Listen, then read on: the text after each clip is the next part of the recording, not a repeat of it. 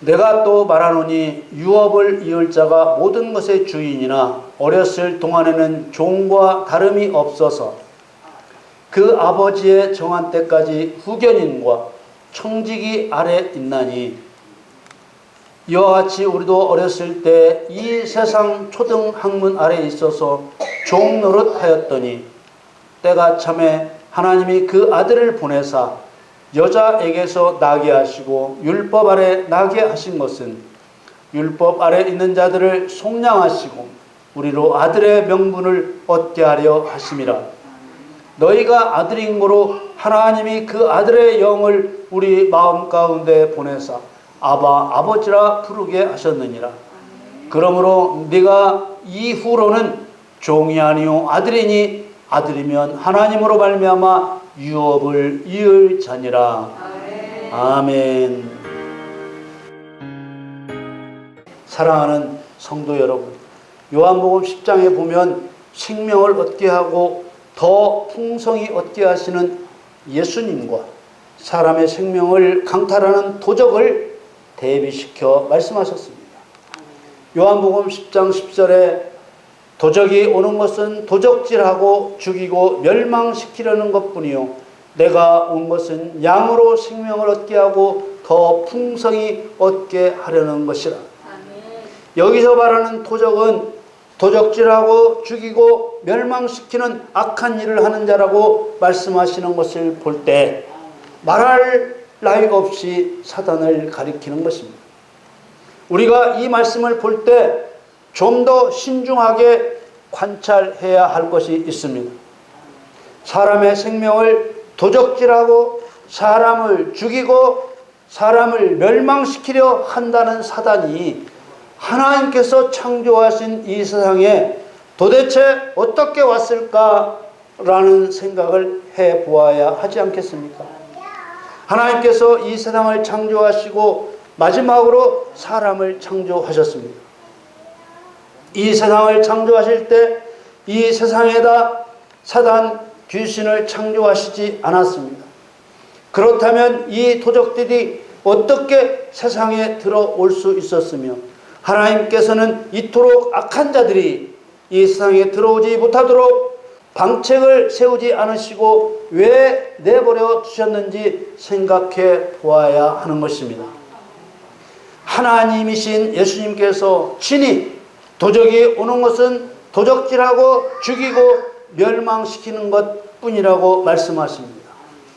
세상 임금 자리에서 세상을 지배하고 온갖 거짓 신들을 숭배하게 하고 온갖 죄를 지켜야 하는 강력한 능력으로 세상 임금 노릇하는 사단이 그 많은 귀신들을 이끌고 하나님 모르시게 이 세상에 들어올 수 있을까요? 도저히 그럴 수는 없습니다. 그 누구도 창조자 하나님을 속일 수 없습니다. 하나님께서는 얼마든지 사단이 이 세상에 들어올 수 없게 하실 수 있는 전지전능하신 하나님이십니다. 그러나 들어왔습니다. 그리스도인들이 이 문제를 바르게 보지 못하면 올바른 신앙의 길을 갈 수가 없습니다. 하나님께서 왜 사람의 생명을 도적질하고 죽이고 멸망시키는 사단을 이 세상에 들어오게 하셨을까? 이 의문을 갖지 않고 이 의문에 대한 해답을 얻지 못하고서는 결코 하나님 나라를 상속할 수 없습니다.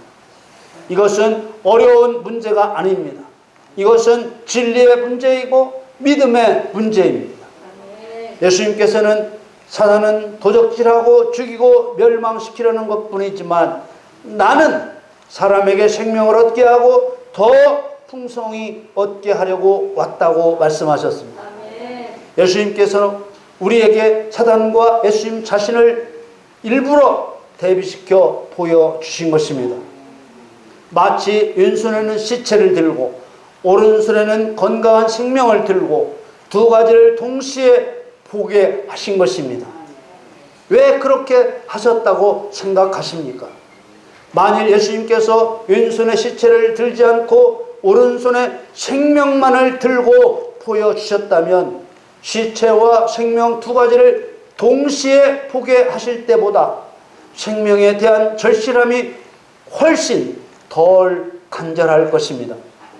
또한 내가 예수님께로 붙어야만 살 수 있다는 확신을 가지기가 두 가지를 동시에 볼 때보다 훨씬 약할 것입니다.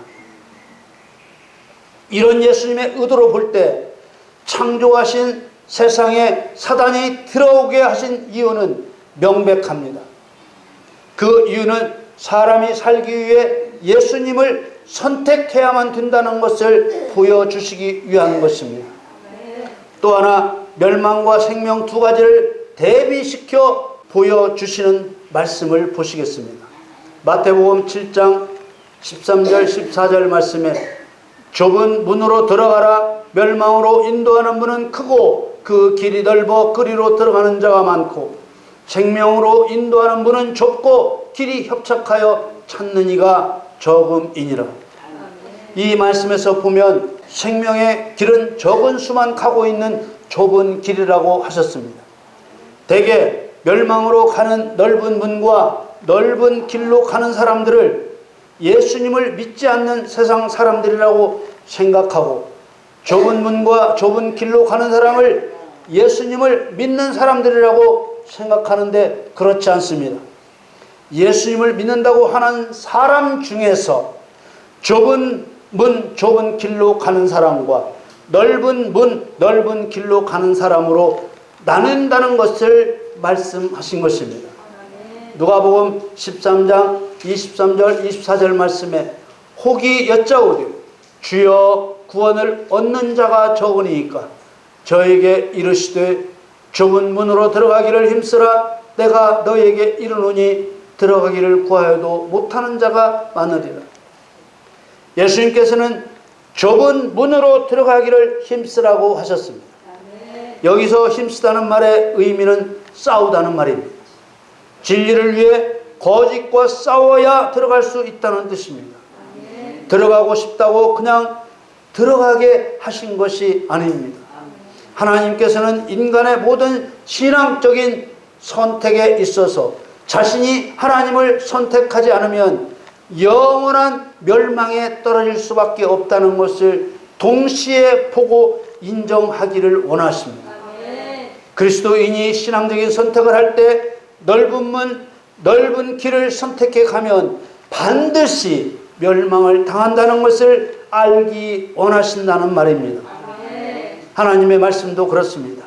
이렇게 예수님께서 생명길에 대해 정하신 대로 찾는 사람도 적고 가는 사람도 적은 특징을 무시하고 누구든지 믿는다고만 하면 천국에 들어간다고 하면 성도들은 당연히 좁은 길로 가야 한다는 말씀보다 누구든지 믿는다고만 하면 천국에 들어간다는 말을 더 좋아하고 믿고 싶어 할 것입니다.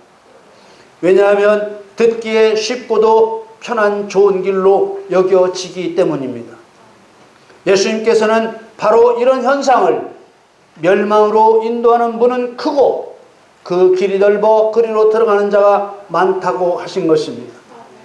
하나님께서 이렇게 생명길과 멸망길을 서로 나란히 대비시켜 보여주시는 것은 하나님을 선택하게 하시기 위함만이 아니라 하나님을 선택하지 않거나 머뭇거리면 영원히 멸망당하고 만다는 것을 동시에 알게 하시기 위함입니다. 이것을 알게 하시는 일에 멸망과 사망의 도구로 역할을 하는 자가 바로 사단입니다.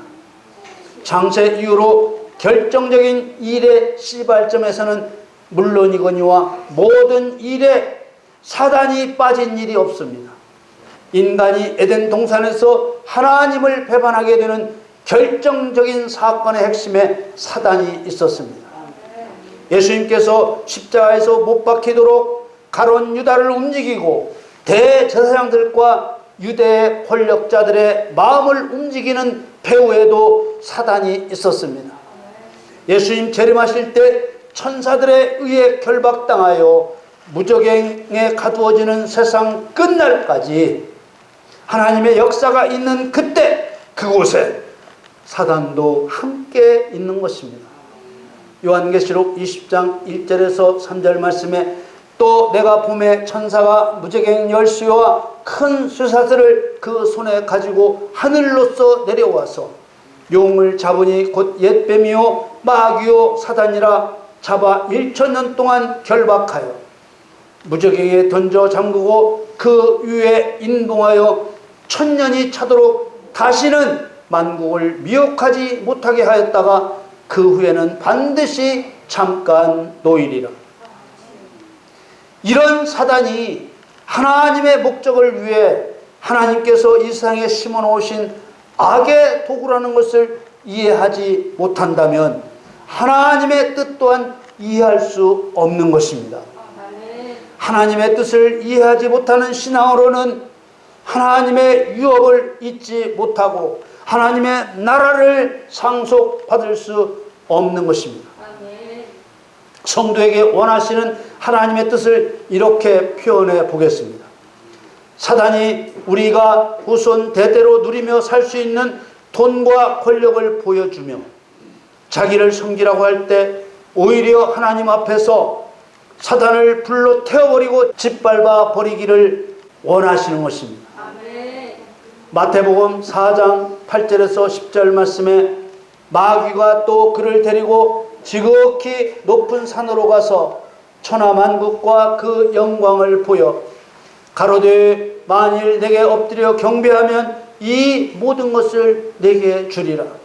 이에 예수께서 말씀하시되 사단아 물러가라 기록되었으되 주 너희 하나님께 경배하고 다만 그를 섬기라 하였느니라.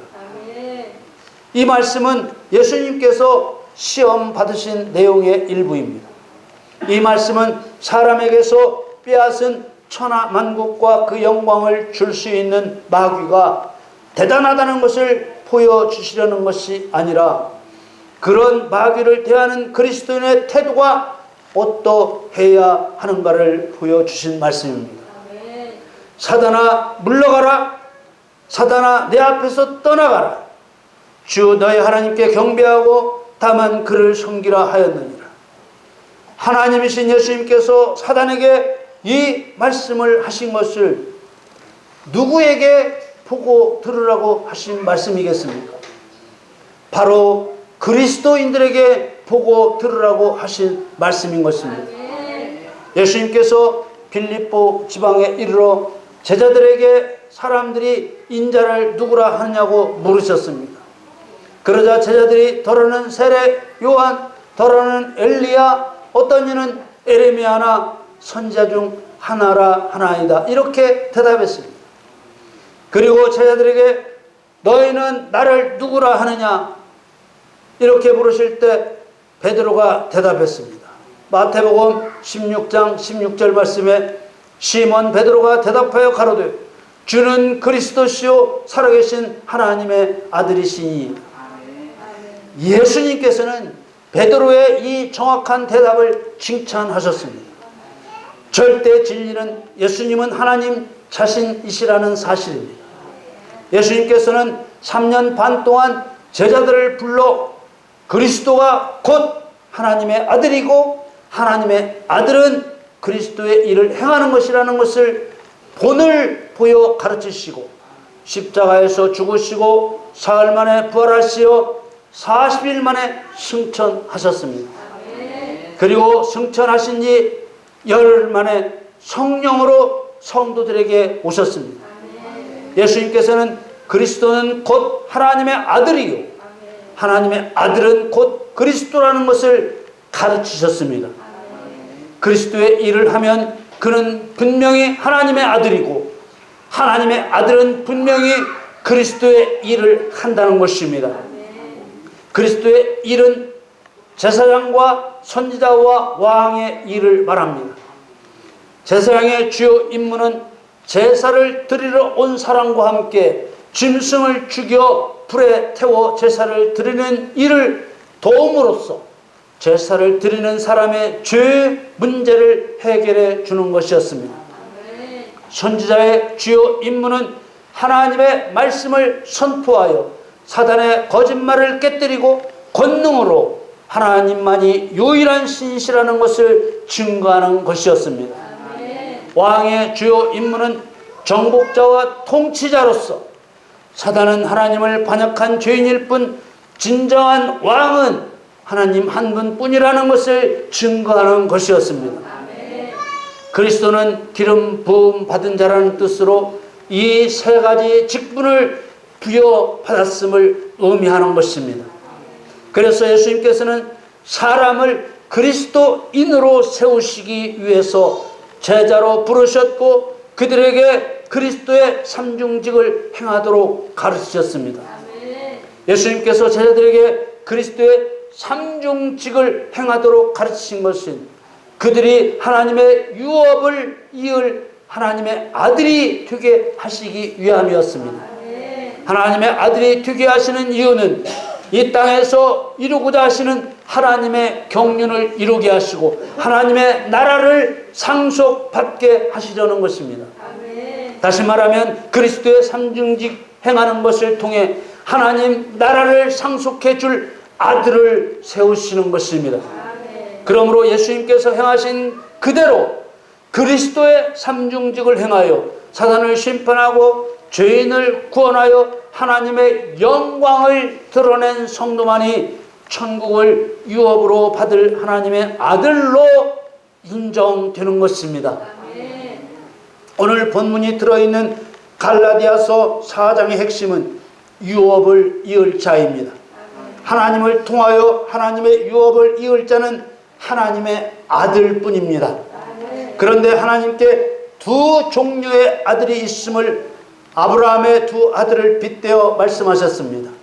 계집종 하갈을 통해서 태어난 아들과 자유하는 여자 사라를 통해서 태어난 아들을 가리키는 것입니다. 약속의 자녀인 이삭을 낳은 사라를 자유하는 여자라고 하는 것은 율법의 매임에서 풀려나 자유롭게 되었다는 것을 의미하는 것입니다. 율법의 매임에서 풀려나 자유롭게 되었다는 말은 죄사함의 구원을 받고 그리스도의 일을 할 수 있는 사람이 되었다는 말입니다. 그러니까 죄사함의 구원을 받아 하나님의 아들이라 일컫는 사람 중에는 그리스도의 삼중직을 행하여 사단을 심판하고 죄인을 구원하여 하나님의 영광을 드러내는 길로 나가는 사람이 있고 그렇지 못한 사람이 있다는 것입니다. 이들은 둘 다 아들은 아들인데 하나는 하나님의 유업을 이을 하나님의 아들과 하나님의 유업을 받지 못하고 버려지는 아들로 나눈다는 것입니다. 오늘 본문은 하나님이 이루시려는 일과 하나님 나라를 유업으로 받을 아들이 되는 영적 절차를 설명해 주고 있습니다. 갈라디아 4장 1절 2절 말씀에 내가 또 말하노니 유업을 이을 자가 모든 것의 주인이나 어렸을 동안에는 종과 다름이 없어서 그 아버지의 정한 때까지 후견인과 청지기 아래 있나니. 이 말씀은 왕권을 물려받은 왕세자를 생각하면 이해가 쉬울 것입니다. 모든 것이 상속받을 자의 것이지만 어릴 때는 주인 노릇을 할 수 없기 때문에 아버지가 정한 기한까지 다른 보호자 아래 두었다는 말씀입니다. 3절 말씀에 이와 같이 우리도 어렸을 때 이 세상 초등학문 아래에 있어서 종노릇하였더니, 여기서 우리는 유업을 받을 그리스도인을 뜻합니다. 이 세상 초등학문이라는 말의 의미는 세상의 기본 원리를 말합니다. 하나님께서는 하나님의 유업을 이을 사람을 그리스도의 삼중직을 행할 그리스도인이 될 때까지 사단이 지배하는 세상의 기본 원리에 맡겨 두신 것입니다. 창세 전에 그리스도 안에서 우리를 택하셨다는 에베소서 1장 4절 말씀을 생각해 보면 넉넉히 이해가 되실 것입니다. 우리는 구원을 받기 전까지는 하나님의 관심 밖에서 살아온 줄로만 알았지만 하나님께서는 그리스도의 삼중직을 행할 우리를 창세전에 택하시고 세상에 잠시 맡겨두셨던 것입니다. 또 혹시라도 위대하신 하나님께서 무슨 사람을 원수 사단이 지배하고 있는 세상에 맡기시는 분이냐고 그런 수준 낮은 생각을 해서는 안 됩니다. 생명 양식을 적진에 두셨다는 영적 의미를 생각해 보면 하나님의 위대하신 경륜을 이해하실 수 있을 것입니다.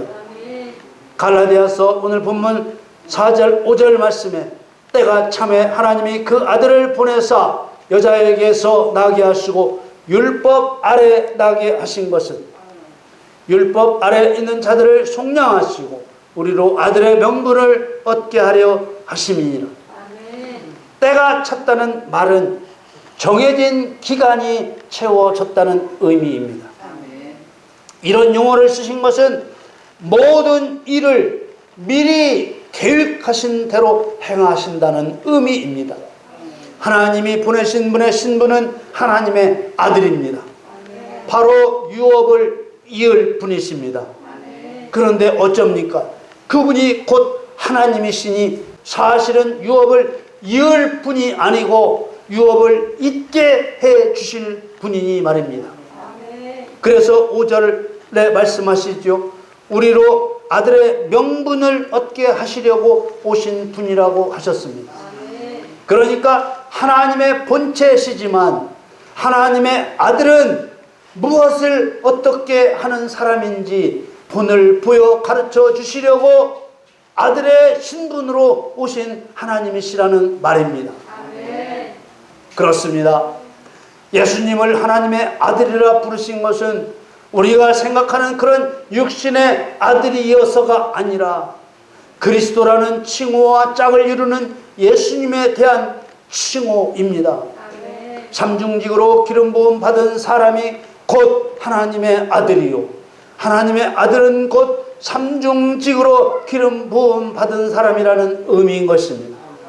예수님께서는 요한복음 10장 30절에서 아버지와 나는 하나이니라 라고 하셨고 요한복음 14장에서 아버지를 보여달라는 사도 빌립의 말에 나를 본 자는 아버지를 보았거늘 어찌하여 아버지를 보이라 하느냐 라고 하셨습니다.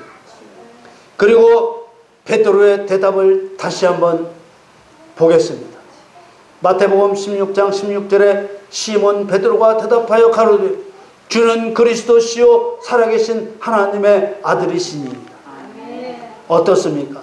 하나님이신 예수님 스스로 자신에게 하나님의 아들이란 칭호를 붙이신 것은 분명히 다른 목적이 있으신 것입니다. 그 목적이 뭐겠습니까? 내가 내 나라 천국을 유업으로 줄 아들이란 바로 나와 같은 목적으로 내가 쓴 방법을 써서 행하는 자라는 것을 본을 보여 가르치시기 위한 것입니다. 예수님께서 본을 보이신 일이 바로 그리스도의 삼중직입니다. 그 일이 육의 일이 아니고 영의 일이기 때문에 그리스도의 삼중직을 행할 수 있도록 우리들에게 아들의 영, 곧 성령을 부어주시는 것입니다. 오늘 본문 갈라디아 4장 6절에 너희가 아들인 고로 하나님이 그 아들의 영을 우리 마음 가운데 보내사 아바 아버지라 부르게 하셨느니라. 하나님을 가장 친근한 호칭인 아바 아버지라고 부를 수 있는 사람은 오직 하나님의 아들뿐입니다. 하나님의 아들은 그리스도의 삼중직을 행하는 그리스도인입니다. 이런 그리스도인만이 하나님의 유업을 이을 하나님의 아들인 것입니다. 오늘 본문 7절 말씀에 그러므로 네가 이후로는 종이 아니요 아들이니 아들이면 하나님으로 말미암아 유업을 이을 자니라. 그리스도의 삼중직을 행하는 하나님의 아들은 하나님만이 유일한 신이시라는 사실을 사단을 심판하여 드러낸 하나님의 영광과 끝까지 하나님을 존귀하게 여긴 승리의 전리품을 들고 천국문을 통과하는 것입니다. 여러분, 진리는 어려운 것이 아닙니다. 진리는 하나님을 유일한 신으로 인정하고 경유하며 사랑하고 순종하여 믿음으로 행하는 것이 진리의 본질이자 목적입니다.